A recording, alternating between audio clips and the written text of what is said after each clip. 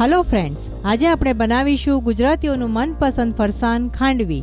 સૌપ્રથમ કુકરમાં થોડું પાણી લઈને એક વાસણમાં 2 કપ ચણાનો લોટ લઈશું। ત્યારબાદ એમાં 4 કપ છાશ નાખી દઈશું।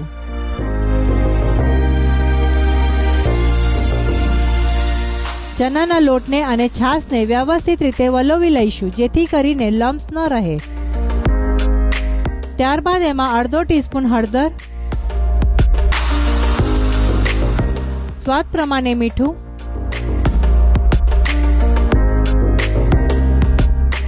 અને 1/2 ટીસ્પૂન લીલા મરચાં અને આદુની પેસ્ટ નાખી દઈશું।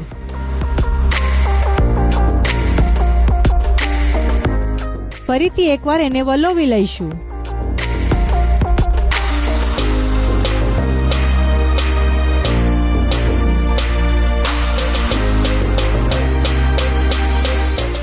ત્યારબાદ કુકરને ઢાંકણ લગાવીને 3 થી 5 સીટી વગાડી લઈશું। ત્યારબાદ કુકરમાંથી વાસણ કાઢીને ખાંડવીના આ મિશ્રણને ફરીથી એકવાર વલોવી લઈશું। ચોપિંગ બોર્ડને તેલ લગાવીને ગ્રીસ કરી લઈશું।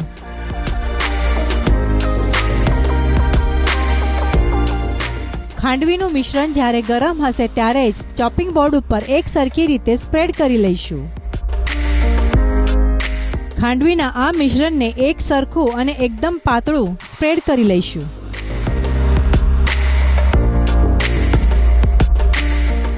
ત્યારબાદ એને 5 થી 10 મિનિટ સુધી ઠંડુ થવા દઈશું।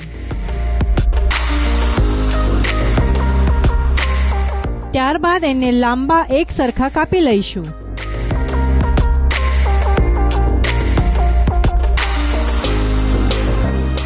પછીથી એના ઉપર ઝીણા સમારેલા લીલા ધાણા નાખી દઈશું।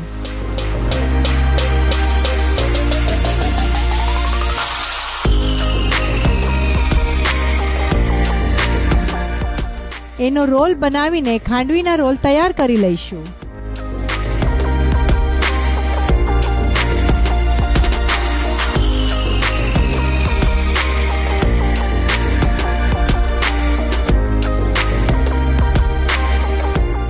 બાકીના રોલ પણ આ રીતે જ તૈયાર કરી લઈશું।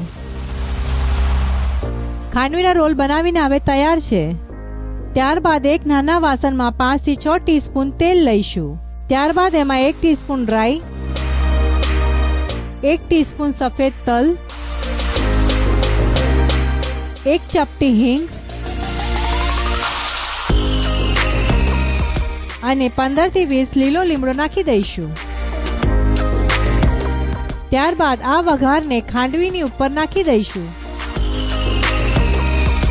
ગુજરાતી ફરસાણ ખાંડવી ખાવા માટે તૈયાર છે।